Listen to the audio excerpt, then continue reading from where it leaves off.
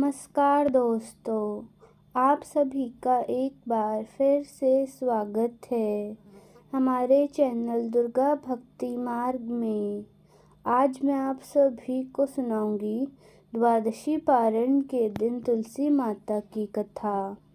एक बुढ़िया माई तुलसी जी को सींचती और कहती थी, हे तुलसी माता सत की दाता, मैं तेरा बिड़ला सींचती हूँ, मुझे बहू दे, पीताम्बर की धोती दे, मीठा मीठा ग्रास दे, बैकुंठ में वास दे, चटक की चाल दे, पटक की मौत दे, चंदन का काठ दे, रानी सा राज दे, दाल भात का भोजन दे, 11 की मौत दे, श्री कृष्ण जी का कंधा दे।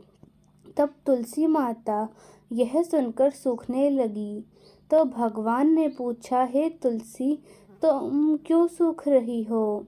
तो तुलसी माता ने कहा कि एक बुढ़िया रोज आती है और एक ही बात कह जाती है, मैं उसकी सब बातों पूरी कर दूंगी, लेकिन भगवान कृष्ण का कंधा कहाँ से लाऊंगी? तो भगवान बोले, जब वो मरेगी मैं अपने आप कंधा दे दूंगा, तो बुढ़िया माई से कह देना। जब बुढ़िया माई मर गई तो सब लोग आ गए। जब बुढ़िया माई को ले जाने लगे तो वे किसी से ना उठी।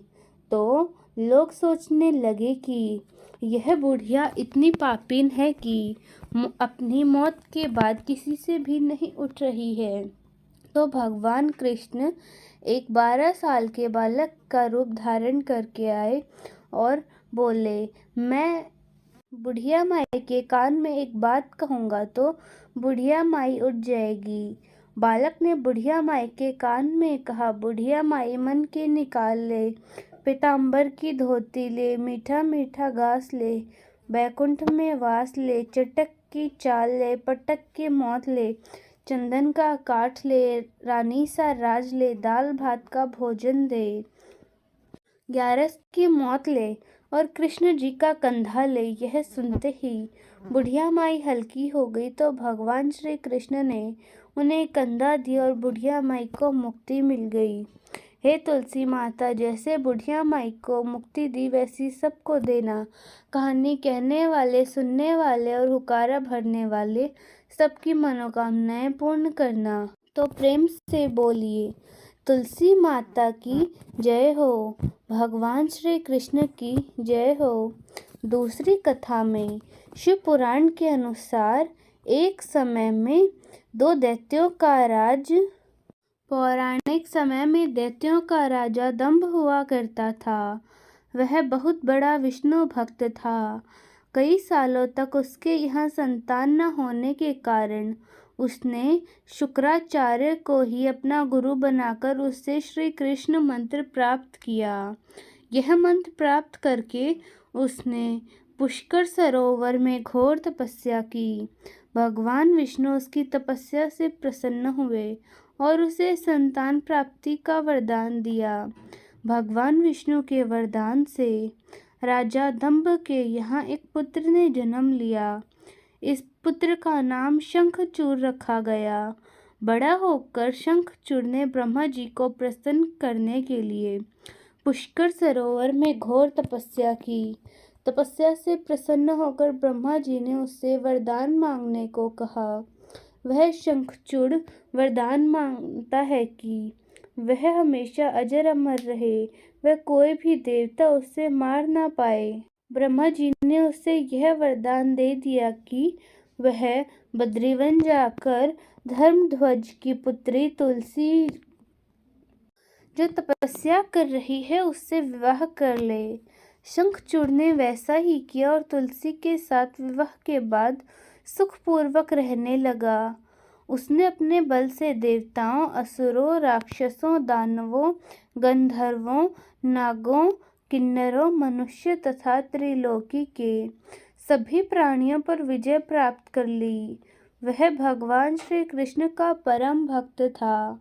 शंखचूड़ के अत्याचारों से सभी देवता परेशान होकर ब्रह्मा जी के पास गए और ब्रह्मा जी ने उन्हें भगवान विष्णु के पास जाने को कहा। विष्णु जी ने कहा कि शंखचूड़ की मृत्यु भगवान शिव के त्रिशूल से होगी, अतः आप उसके पास जाए। भगवान से उन्हें चित्ररथ नामक गण को अपना दूत बनाकर शंखचूड़ के पास भेज दिया।